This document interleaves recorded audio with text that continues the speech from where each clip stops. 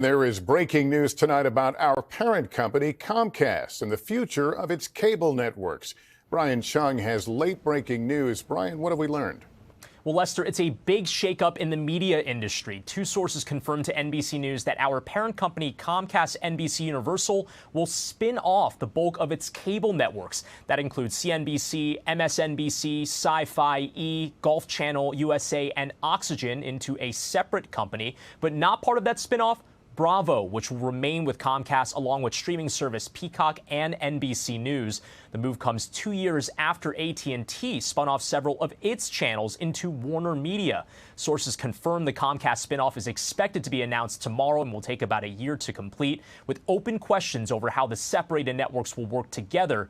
And Comcast did not respond to our request for comment. Thanks for watching. Stay updated about breaking news and top stories on the NBC News app or follow us on social media.